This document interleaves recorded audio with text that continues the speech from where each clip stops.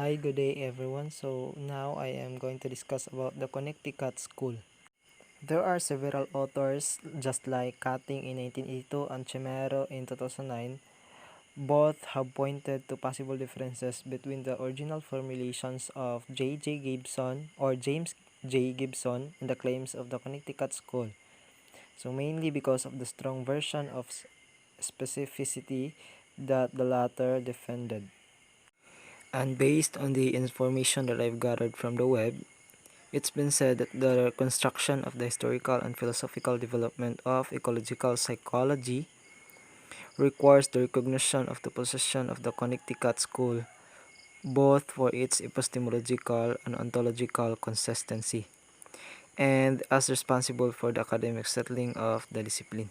In addition, epistemological means relating to the theory of knowledge, especially with regard to its methods, validity and scope, and the distinction between justified belief and opinion.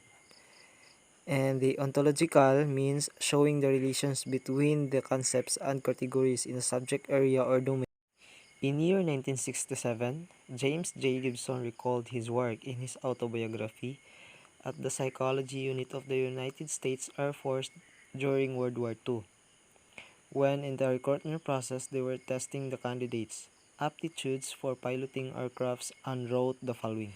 The so-called spatial abilities extracted from existing tests still seem to me unintelligible. The fact is, I now think that the spatial performances of men and animals are based on stimulus information of a mathematical order that we did not even dream of in the 1940s, and the building of the apparatus to stimulate the stimulus information in life situation is difficult when one does not know what the information is.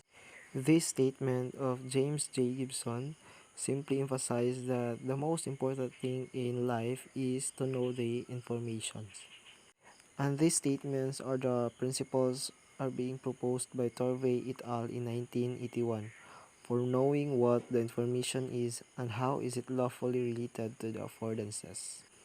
Is specificity. So from the root word is specific. So it is the quality of being specific rather than general, or the quality of being specific to a particular organism.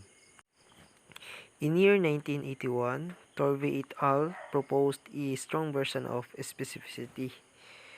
So they proposed that the perceptual system detects information that is specific to environmental properties relevant for the organism. So they call it 1:1 relations. And eventually there is a redundant and not specific variables to which perceivers may be attuned. But very much in the pragmatist tradition, those daily actions that are successfully performed, they argued, are based on specific information. So in year 1981, Torvey et al. Proposed a two-stages analysis of an affordance. So first is to isolate or to set apart the environmental invariance. So invariance means constant, related to the extension of the affordance. And second, to describe the light pattern and to characterize the patterning as optic variables.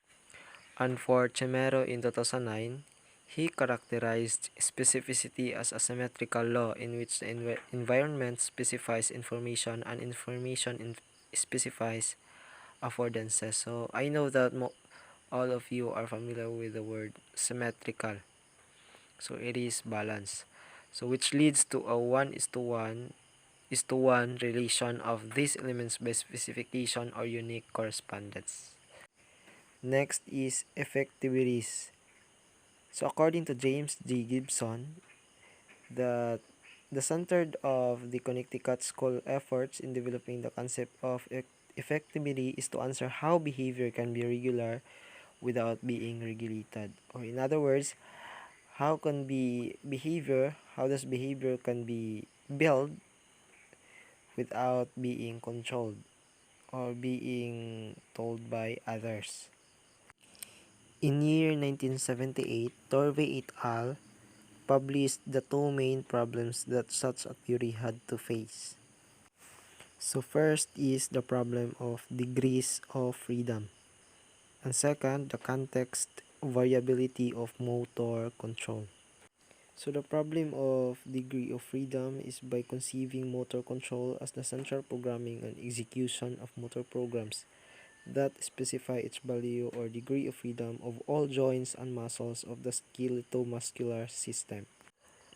And the second problem is context variability. So it consists in that motor programs do not guarantee the intended movement. So there are three main sources of variability. So the first one is anatomical source, by which muscles vary in the role they have in joint movement depending on the anatomical position. Second is source of variability comes from mechanical forces, so that the relation of innervation and movement varies if the segment is, for example, already in movement and generating inertial forces.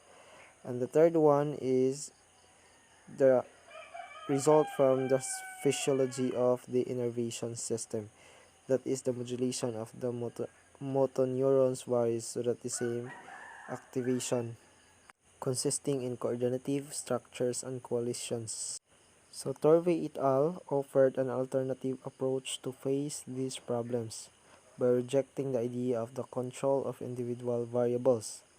So they proposed that motor control consists of a smaller number of clusters or collective variables whose control is internal and relatively autonomous from other clusters. So a classic example of these collective variables is the relative phase of the swing of legs and arms when walking.